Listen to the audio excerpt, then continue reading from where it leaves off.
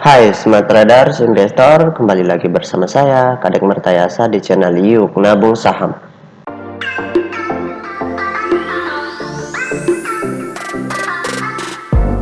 Nah, di episode kali ini kita akan membahas perusahaan yang di request oleh Mas Tri ya.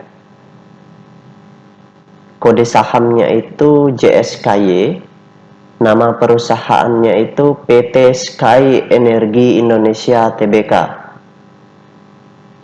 Oke, untuk mempersingkat waktu kita langsung saja ya. Jika Anda menyukai konten-konten kami mengundang Anda untuk mengklik tombol like dan subscribe agar Anda mendapatkan video terbaru kami setiap minggunya. Nah, ini kita hapus dulu ya.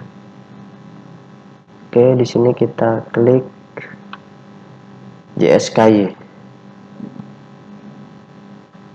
Oke. Nah, kalau kita lihat di sini secara teknikal saham ini cenderung sudah berada di level supportnya ya, 120. Nah, ini mengalami kenaikan kemudian penurunan lagi. Ini jangka panjangnya ya, selama setahun, grafik selama setahun.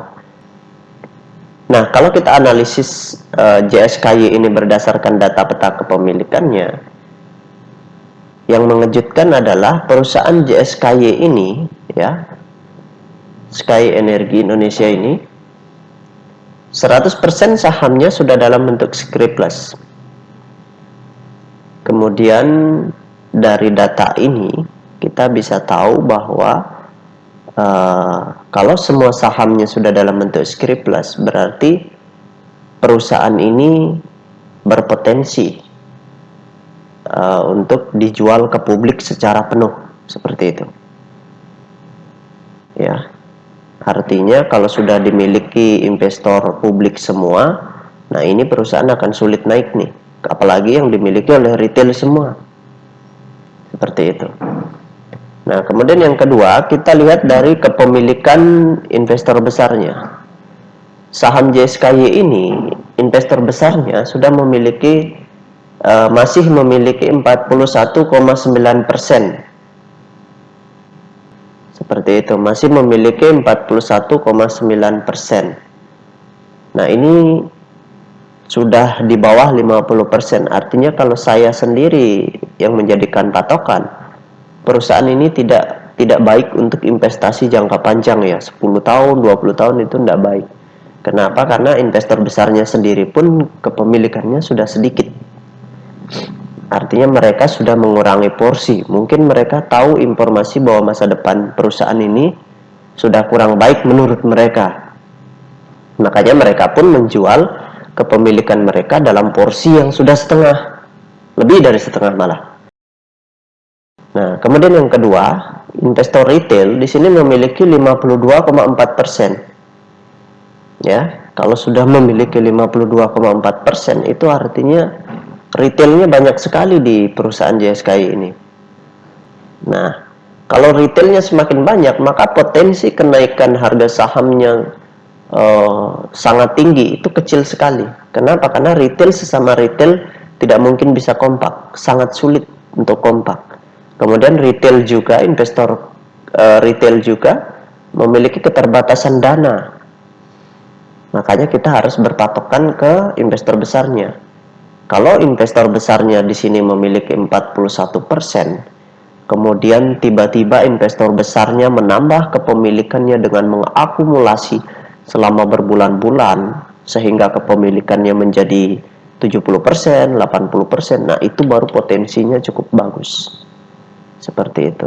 Kalau saya sendiri sih memilih saham itu, saya memilih perusahaan-perusahaan yang kepemilikan investor besarnya itu di atas 70%.